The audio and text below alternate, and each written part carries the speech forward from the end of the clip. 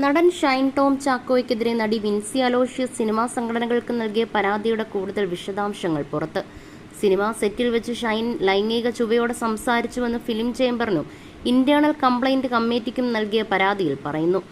ഷൂട്ടിങ്ങിനിടെ വസ്ത്രം ശരിയാക്കാൻ അടുത്ത മുറിയിലേക്ക് മാറിയപ്പോൾ ഷൈൻ പിന്നാലെ വന്നിരുന്നു. പരസ്പര ബോധം പോലുമില്ലാതെ ഞാൻ വസ്ത്രം ശരിയാക്കി തരാമെന്ന് പറഞ്ഞു. ഇതിനെല്ലാം സിനിമാ സെറ്റ് മുഴുവൻ സാക്ഷിയാണെന്നും പരാതിയിൽ ചൂണ്ടിക്കാട്ടുന്നു. തന്റെ വീട്ടിനടുത്ത് പൊന്നാനിയിലായിരുന്നു ലൊക്കേഷൻ.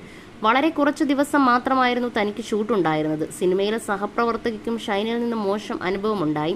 സിനിമയിലെ മറ്റുള്ളവർ വളരെ നന്നായാണ് പെരുമാറിയത്. എന്നാൽ ലൈംഗിക ചുവയോടെ അപമര്യാദയായാണ് ഷൈൻ ആദ്യം മുതലേ പെരുമാറിയത്.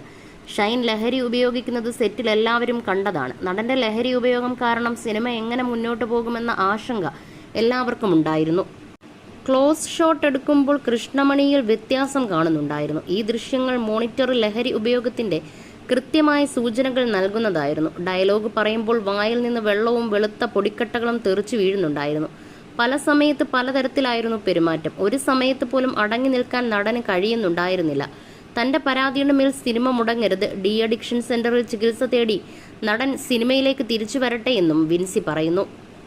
അതേസമയം ഷൈൻ ടോം ചാക്കോയ്ക്കെതിരെ നിരവധി പേരാണ് രംഗത്തെത്തുന്നത്. ലഹരി ഉപയോഗിച്ച് സിനിമാ സെറ്റിൽ മോശമായി പെരുമാറിയ നടൻ ഷൈൻ ടോം ചാക്കോയ്ക്കെതിരെ വിൻസി തുറന്നു പറഞ്ഞതിന് പിന്നാലെയാണ് നടന്റെ വിളയാട്ടം ഓരോന്നായി പുറത്തു വരുന്നത്.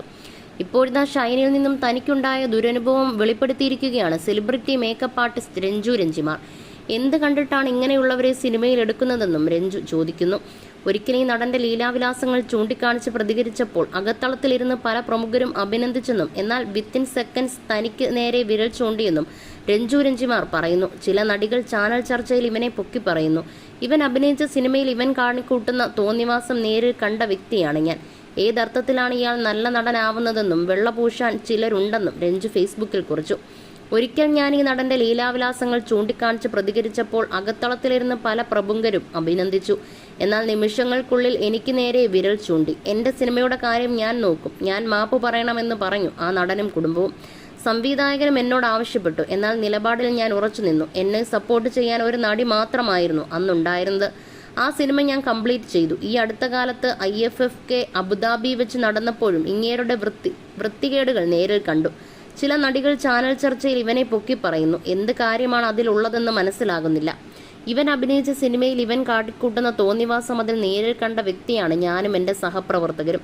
ഏതർത്ഥത്തിലാണ് ഇയാൾ ഇത്ര നല്ല നടനാകുന്നത്? ഇയാളുടെ സിനിമകൾ പൊക്കിപ്പിടിച്ച് നടക്കുന്ന മറ്റു ചിലരുണ്ട്. ഇവർക്കൊക്കെ എന്നാണ് നേരം വെളുക്കുകയെന്ന് അറിയില്ലെന്നും രഞ്ജു രഞ്ജിമാർ പറയുന്നു.